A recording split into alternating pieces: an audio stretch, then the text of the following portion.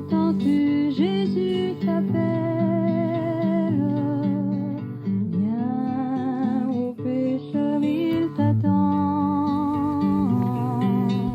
À cette voix si fidèle, tu résistes trop souvent.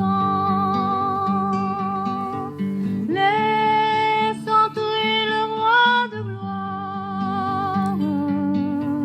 Ouvre ton cœur à Jésus. Laisse entrer le roi de gloire. Hâte-toi, ne tarde plus. À vous tous qui nous écoutez, recevez nos salutations fraternelles.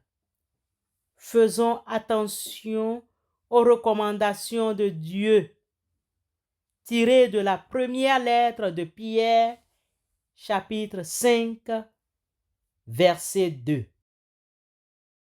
Paissez le troupeau de Dieu qui est avec vous, le surveillant, non point par contrainte, mais volontairement, ni pour un gain honteux, mais de bon gré, comme dominant sur des héritages, mais en étant les modèles du troupeau, et quand le souverain pasteur sera manifeste, vous recevrez la couronne inflétrissable de gloire. Amen.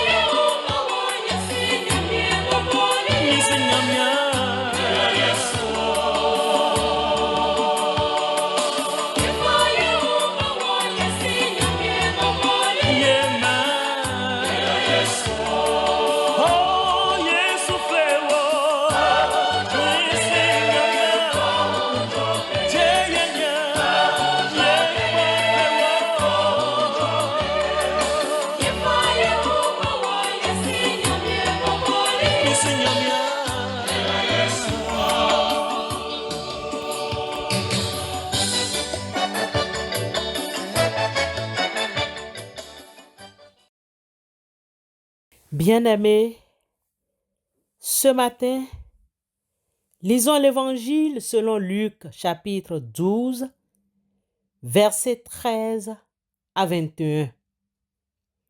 Luc 12, 13 à 21. Du milieu de la foule, un homme dit à Jésus, « Maître, dis à mon frère de partager avec moi l'héritage que notre Père nous a laissé. » Mais Jésus lui répondit, « Mon ami, qui m'a établi pour être votre juge ou votre arbitre en matière d'héritage. Puis, il dit à tous, gardez-vous avec soin du désir de posséder sous toutes ses formes, car la vie d'un homme, si riche soit-il, ne dépend pas de ses biens. Il leur raconta alors cette parabole. Le domaine d'un riche propriétaire avait rapporté de façon exceptionnelle. L'homme se mit à réfléchir. Que faire? Se demandait-il. Je n'ai pas assez de place pour engranger toute ma récolte. Ah, se dit-il enfin, je sais ce que je vais faire. Je vais démolir mes greniers pour en construire de plus grands et j'y entasserai tout mon blé et tous mes autres biens. Après quoi, je pourrais me dire, mon ami, te voilà, pourvu de biens en réserve pour de nombreuses années. Repose-toi, mange, bois et jouis de la vie. Mais Dieu lui dit, pauvre fou que tu es, cette nuit même tu vas mourir. Et tout ce que tu as préparé pour toi, qui va en profiter? Voilà quel sera le sort de tout homme qui amasse des richesses pour lui-même au lieu de chercher à être riche auprès de Dieu. L'évangile de Christ Jésus, d'après le rapport de Luc 12, 13 à 21 que nous venons de lire ou d'écouter, présente Jésus qui enseigne en utilisant des paraboles. Cette méthode fait suite à une série de demandes qui lui est adressée. De cette péricope, le thème que nous vous proposons est les soucis et les biens de ce monde. Une problématique se dégage. Comment devons-nous vivre comme chrétiens face au partage des biens de ce monde? En d'autres termes, devons-nous nous soucier des biens de ce monde?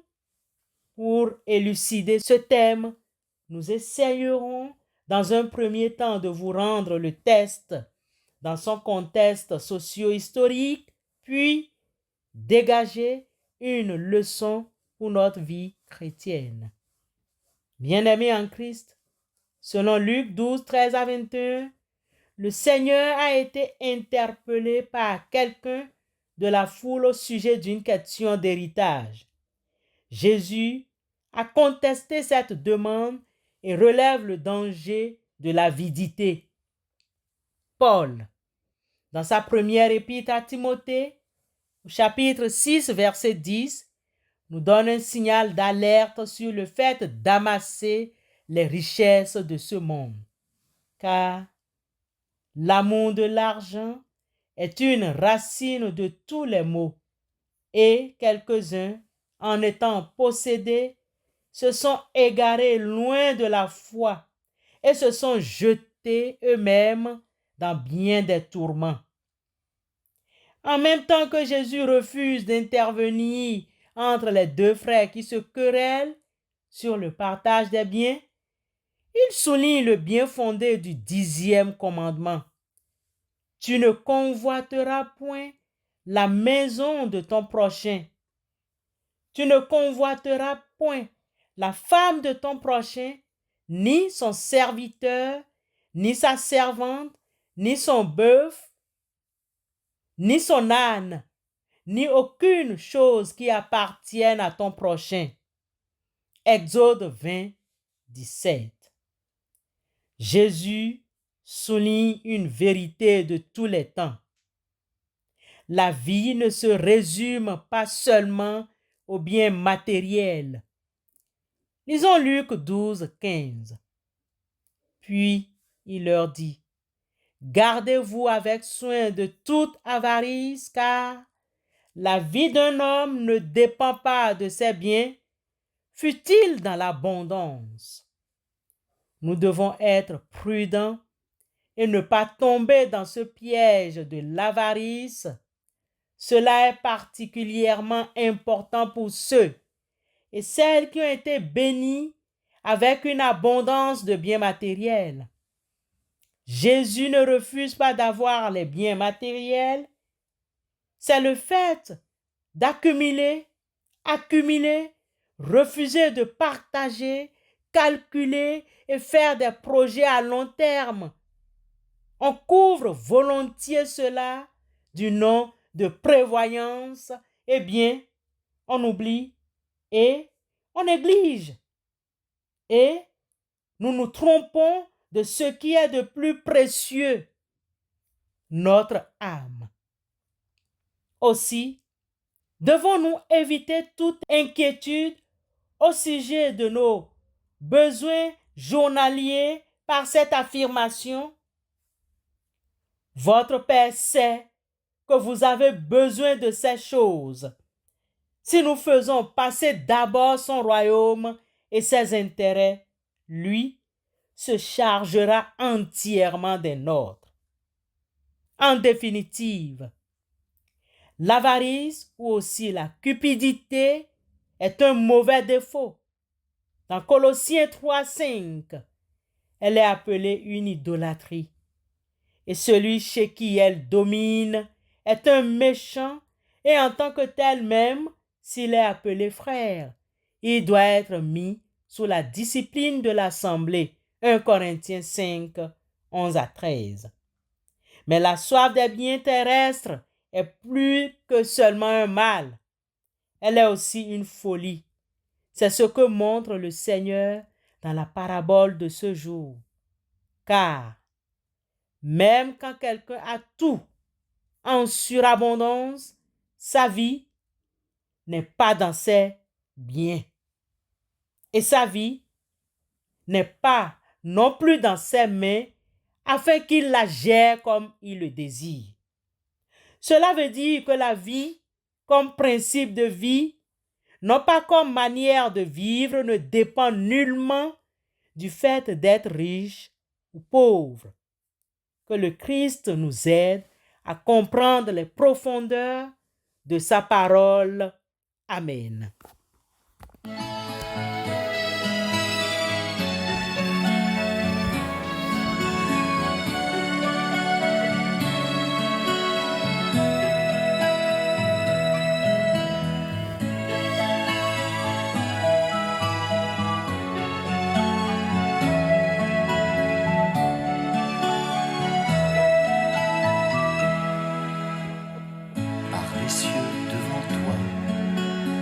Splendeur et majesté, par l'infiniment grand, l'infiniment petit, et par le firmament, ton manteau étoilé, et par frère soleil, je veux crier, mon Dieu, tu es grand, tu es beau, Dieu vivant, Dieu très haut, tu es le Dieu d'amour. Mon Dieu, tu es grand, tu es beau, Dieu vivant, Dieu très haut, Dieu présent en toute création.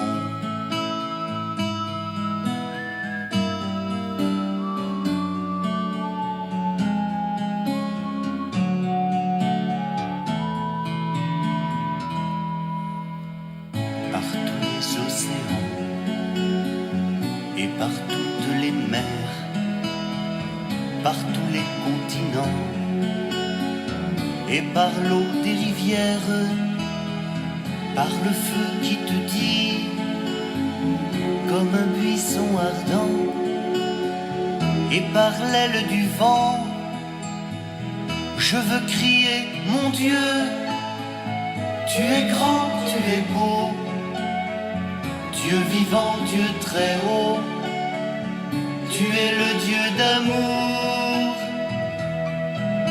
Mon Dieu, tu es grand, tu es beau, Dieu vivant, Dieu très haut, Dieu présent en toute création.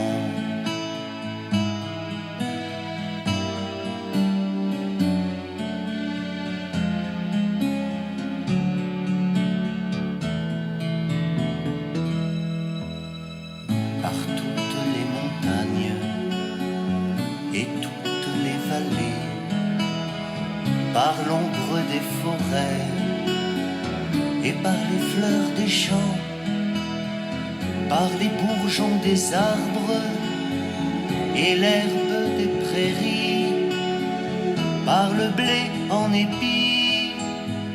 Je veux crier, mon Dieu, tu es grand, tu es beau, Dieu vivant, Dieu très haut, tu es le Dieu d'amour, mon Dieu, tu es grand. Père éternel, notre Dieu, Père miséricordieux, après cet enseignement, nous te prions d'écouter nos requêtes de ce matin. Que ta lumière et ta vérité resplendissent en nous et que demeure en nous la joie de ta paix. Nous te faisons confiance, nous te prions, fais taire l'ennemi et le vindicatif. Avec toi, nous ferons des exploits. Nous te soumettons nos cœurs. Permets qu'il soit la source de bons projets. Détourne nos regards de tout mauvais projet. Ne nous laisse pas aller à la tentation. Toi, qui es le Dieu Tout-Puissant, nous te soumettons toutes nos activités. Tourne ta face vers les prisonniers. Secours les veufs et les veuves. Sois la protection pour toutes les personnes qui vivent dans la précarité. S'il te plaît, Éternel notre Dieu, écoute nos prières, mais tiens-nous fermes dans la foi de ton Fils unique, Christ Jésus. Accorde-nous réussite et ouverture pour la gloire de ton Saint-Nom. Amen.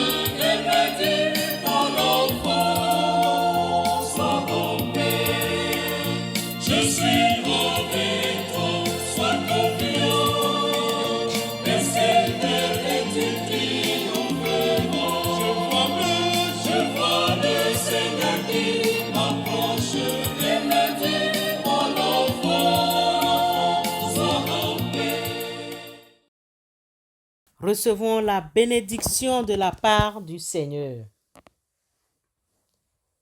Béni soit le Dieu et Père de notre Seigneur Jésus-Christ, qui nous a bénis de toute bénédiction spirituelle dans les lieux célestes en Christ. Amen.